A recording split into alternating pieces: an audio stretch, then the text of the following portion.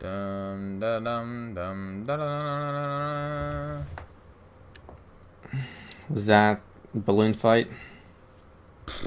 That's a bunch of different things. Da, da, da, da, da, da, da. Yeah, it's balloon fight. It's when the giant fish eats you. Alright, time to exact our revenge. Yeah, on Castaway Witch Donna. Who? A castaway witch who's just sending off little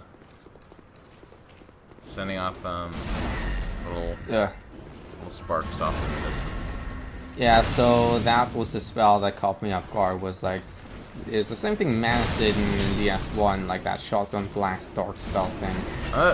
Oh boy. And since like I was so close to her, all of it hit me at once, and that just annihilates your health bar. We got ourselves a nice little scrap going on here.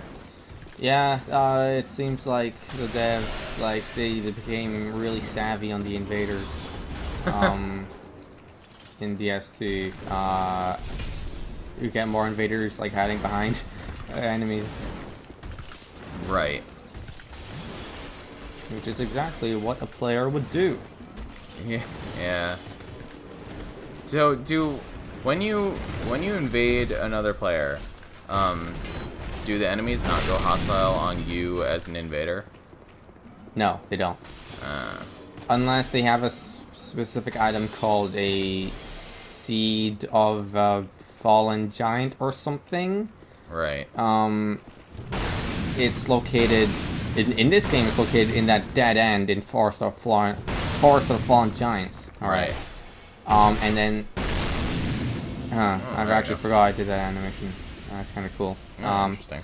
It's you find a giant corpse, you know, one of those things that turn into a tree, and then I have no idea when it spawns, but it spawns like occasionally. And you pick that up, and then when you're invaded, you use that item, and then enemies will aggro on the invader. And then that lasts up until your next loading screen. And the item comes back in DS3, and it's in Firelink Shrine, so it's a lot easier to get. Alright. Fair enough. Mm-hmm. At least it's, at least you don't... Yeah, at least it's easier to find, I guess. But the case with them is, like, they're so rare, like, you don't know when you're gonna need...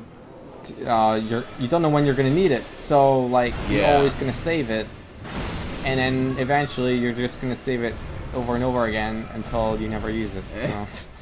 Yeah. So they're single-use items then? Yes. Yeah, they're consumables. Of course. I don't. Yeah, that's a little bit unfortunate, but it is like which is also very weird because I'm not sure if this is the case, but I think invaders can also use the black separation crystal thing. So in the rare occasion when that happens, you know, when that seed is activated, like they can just leave. And then the host can, like, it wastes their item. Thanks. I don't know if that's actually true, but it might be. If it, well, I would not be surprised. Yeah. You'd be like, oh, thanks. Okay. Guess that was just a waste. Guess I have to wait another 200 more hours of in-game time. Wait for the next one to fall off the tree. Yeah.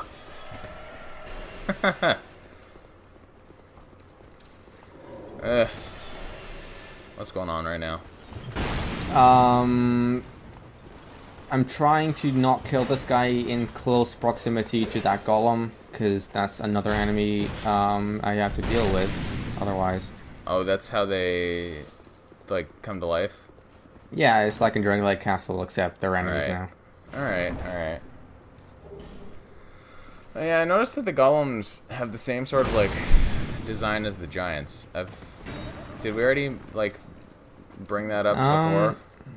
I'm not sure if they probably have some relation. Um, They look but they look very similar to the. I mean, particularly the faces. Like they look, well, quote unquote faces. They look very much like the dead giant trees. yeah, I guess. Where it's just a hole. Yeah. Where a face should be. Yeah. And then we're greeted by 3 more golems here. And then if you look closely, they're surrounding a treasure chest. So now I'm gonna have to move an enemy soul to one of the golems so I can open that treasure chest. Just make sure that we take care of most of the enemies before we kill the last one near them. Yeah, exactly. Like, if I kill all the enemies here and another soul's going to the golems, that's like I have to go back to a bonfire and respawn them. Oh.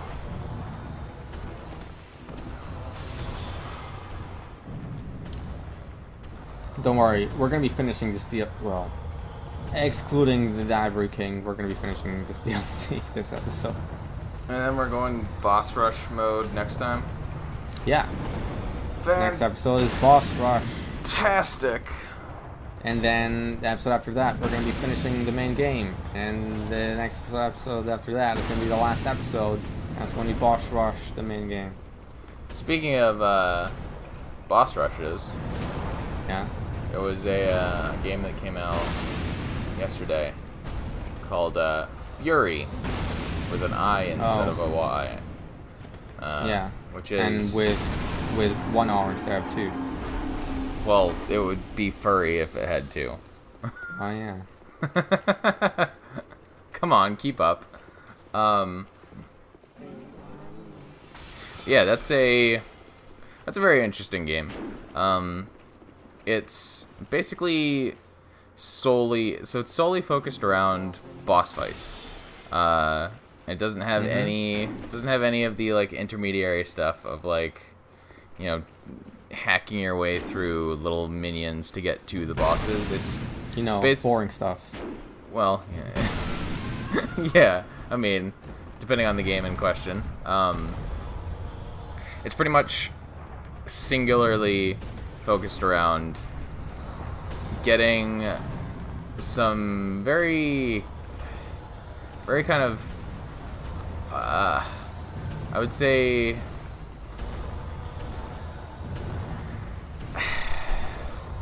Go on. obscure, maybe, lore in between walking to like the bosses, and then you get to the bosses and there's a big boss. It's basically like if God of War had a baby with Shadow of the Colossus. Wait, so is there a lot of lore? Sort of. It's kind of like there's a character dressed up like Donnie Darko, who is like talking to you in between all of the boss fights. Hello, greatsword. So you have this just weird like rabbit-headed character who's just like following you around as you're like just walking in between the boss arenas. Oh yeah. He's Sorry. fair enough. He's extolling all of these like lore bits at your face as you go, kind of like explaining what your kind of end goal is and why the characters you're fighting are there. So it is kind of lore heavy because, I mean, all it has aside from boss fights is the little exposition bits. But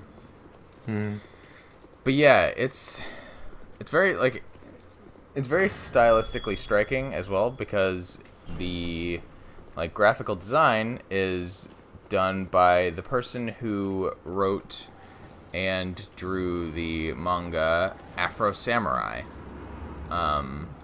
Yeah. Which wait, is... that explains the rabbit head guy, because in Afro Samurai there's a bear head guy. Yeah, yeah, and you can definitely tell it has the same style. Like when you look at any of the characters in the game, like Wait, they is the main all- character, does he look like Afro Samurai? Well, he doesn't have an afro, but he still has like very impractical hair. Alright. That wisps off in very unrealistic manners. Yeah. Yeah, so it's like you can definitely tell just from looking at the characters that it has that very Afro Samurai kind of like visual style to it. And yeah, it's very like it's not too complicated as far as the gameplay is concerned. Like it has very basic like one button melee combo attack, and then it has like some twin stick shooter bullet hell elements as well. And all of the boss fights are just like these multiple like 7-phase boss encounters where you're Well, yeah, it has to be because they're the only enemies in the game. well yeah you're They going have to last like half an hour. yeah, you're going through all of these boss encounters where it's actually kind of progresses like how a Mega Man stage would, where like it starts you off in the first phase where it's kind of like the teaching you what the basic attacks that the boss is going to be doing are, and then you knock down their health to get them into the second phase. They start doing a different attack pattern, and then you get them into the third phase, and they'll either do like a third attack pattern or combine the first two attack patterns into a single one. And then, like, as it progresses through each phase, they're kind of adding more and more on until they get to like the final phase, where it's basically, from what I've seen of the first two bosses together so far, the final phase is like a full-blown kind of bullet hell. You have to avoid all of this shit. Yeah, it's like that's when the game actually becomes bullet hell, as opposed to the normal phases where they will occasionally shoot out a whole bunch of bullets that you have to kind of dodge. But yeah, it's very interesting. As someone who is a big fan of very unique, very interesting boss fights, it's definitely something that kind of interests me, because I find that I find that a lot of games these days have very mediocre boss encounters. Well, yeah, I'll just leave it to the indie devs to make interesting boss fights. Like, Right? that's because like the genres and types of games that AAA devs are making nowadays, it doesn't make a lot of sense to make good a boss fight. But like even RPGs, just they don't seem to have very interesting boss encounters, really. Well, I in- don't know what general. AAA RPGs can you name that has interesting boss fights? That has uninteresting or Yeah. interesting. Let's go for both. Let's see. RPGs. What kind of AAA RPGs are there in the first place? Dragon Age. I haven't played Inquisition, but does that have like interesting boss fights? I have not played very much of Dragon Age Inquisition either, but I'm gonna assume just based off of the first two games, probably not. You know what? I don't remember a single boss fight from Origins, aside because from the last one. Like Dragon Age Origins, the bosses are basically dragons or mini bosses. Like you get a few like named characters, but they're Oh yeah. hello, Yeah. head of Vengarl. Well, yeah, you get named lieutenants, and that's about it. Yeah, they're basically just bosses in the same sense that like I'd almost want to say kind of like the same way that this game has bosses, where they're just kind of like super powered normal enemies. Yeah, except they have more lore in Dragon Age. Yeah. And it's the same thing with Mass Effect. Like the bosses in the first game are trash. Wait, I'm trying to think of what bosses are in the entire series. Well, I know there was one at the end of Mass Effect 2, and that one wasn't really that compelling. yeah, there's Saren at the end of the first game. Oh who- yeah, he's just. He's unfortunately probably the most interesting boss in the entire franchise. Yeah, And maybe. he's basically just a spider.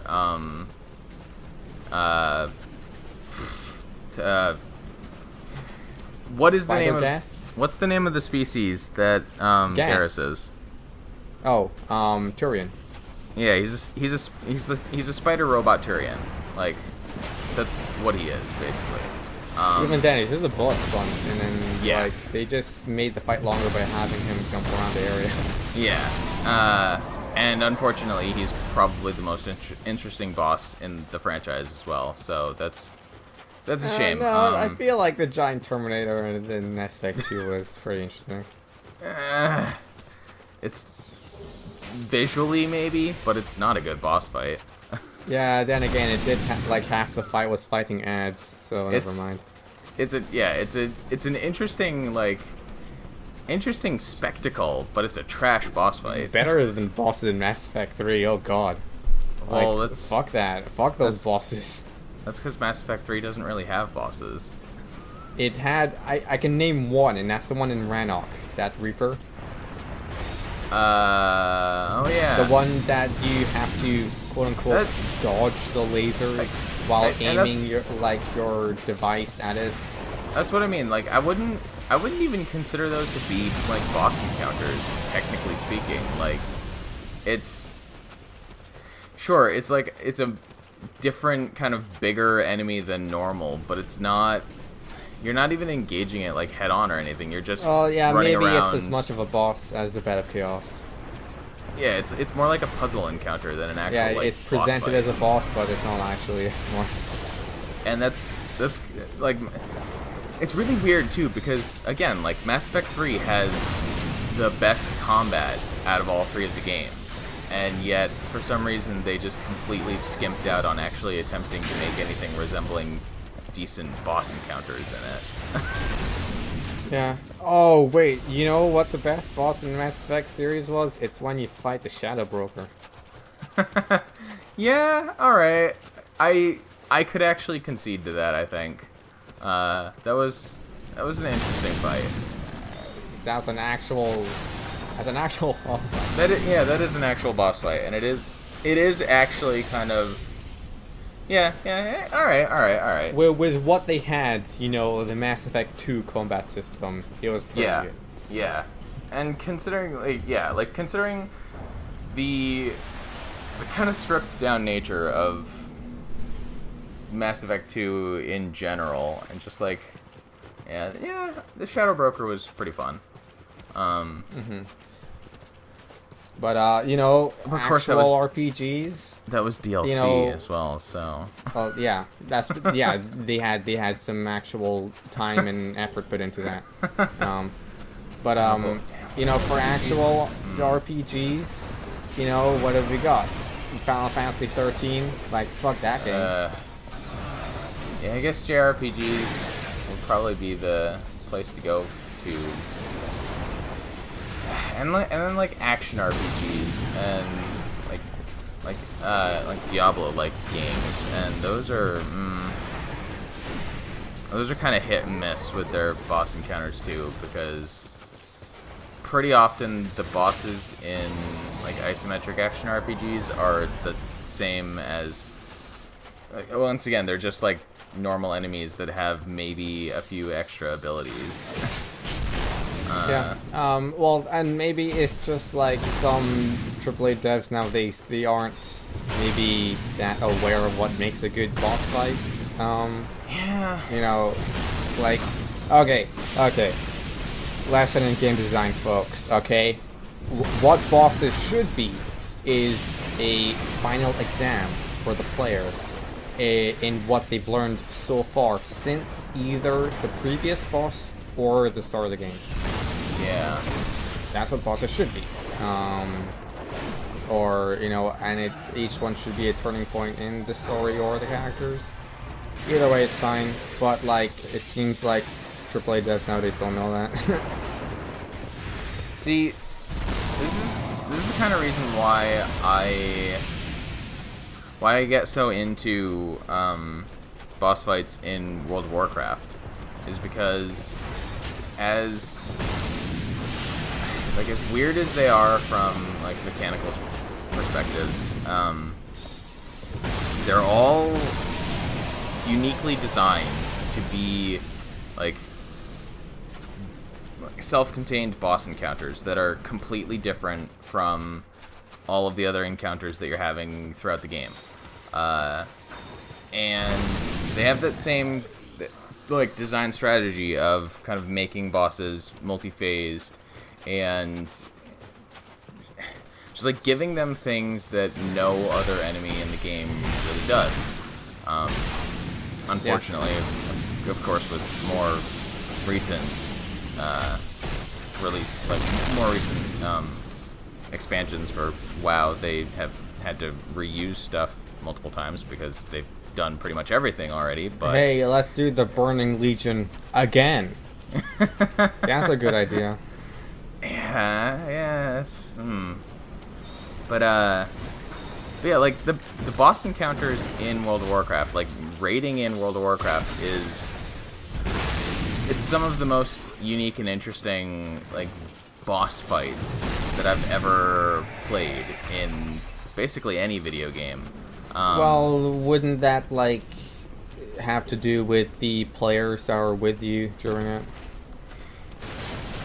Not really. Like it's not anything that you can't do in a party-based RPG like Dragon Age, which is one of the reasons why I'm so consistently disappointed that party-driven RPGs don't have like the same sort of boss mechanics as something like World of Warcraft, because it really would not be that difficult for, you know, a 4 or 5 person party to be designed around, like, have boss fights in a game with a 4 or 5 person party designed around like micromanaging your entire party. It's like, because in Dragon Age Origins they kind of like build up that you're supposed to do that, but you don't really need to. Yeah, like, ever. You don't. And yeah, I think it would be really nice to have an RPG that actually puts in such, like, actually, again, another indie title. There's a game that came out a couple years ago called Arclash Legacy, which is... I don't think I've heard of that. Yeah, it's an isometric action RPG with real-time pause combat, where every combat encounter in the game is designed to make you kind of take advantage of the pause system in the game so that you're like tactically moving your party around the battlefield at all times. Like, you will be constantly aware of where I believe I mentioned last time. It's this guy again. Two ice tigers this time. Yeah, as opposed to one. Except they're infused with dark magic, I think. Well, it certainly looks like it at least. But yeah, so Arclash Legacy, that's an interesting title if you're really looking for something that has kind of like tactical real-time RPG combat. It can be a little fidgety. It's an indie game, so it has its problems, but it's pretty well done for, especially considering that the team it's by, actually,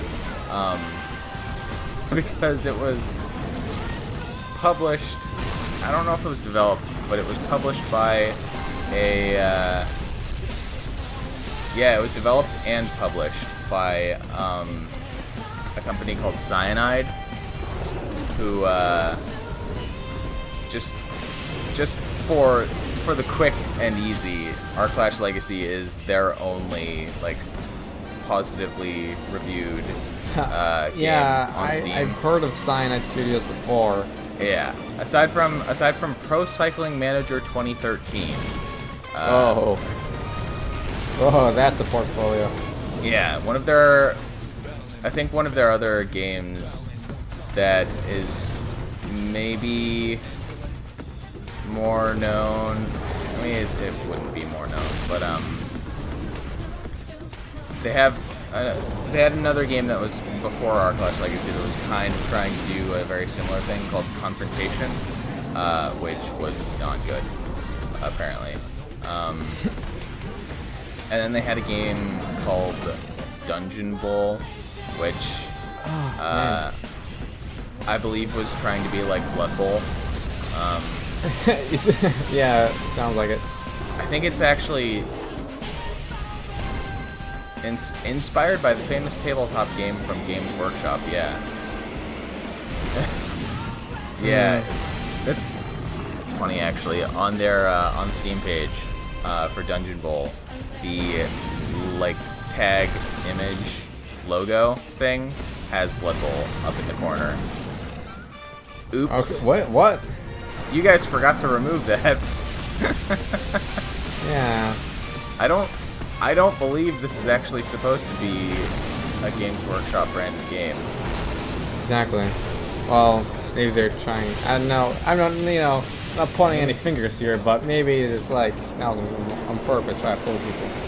Well, no, it could be. Like, in fairness, Games Workshop has given the Warhammer license to basically anybody who wanted it.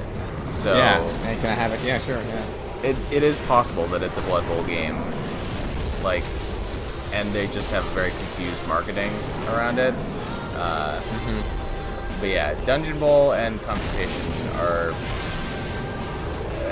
aside from their management games, they're two like kind of the biggest. Oh, come on, management, like those types of games are barely games. Yeah, none of them are well received, except for Our Clash Legacy and Pro Cycling Manager 2013 for whatever reason. 2013. Yeah, Pro Cycling Manager 2016 It's been around for a while.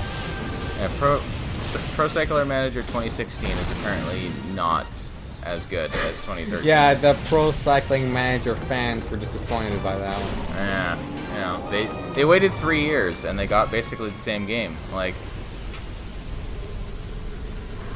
great, yay, we got two souls. we defeated Ludden Zelen. Man, that was an okay boss. Like, I don't know. It was a boss, right? And because they can't think of a way to bring you back, they're like, okay, whatever, just beam of Just light. have a warp point. Thanks, Dark Souls. Thanks.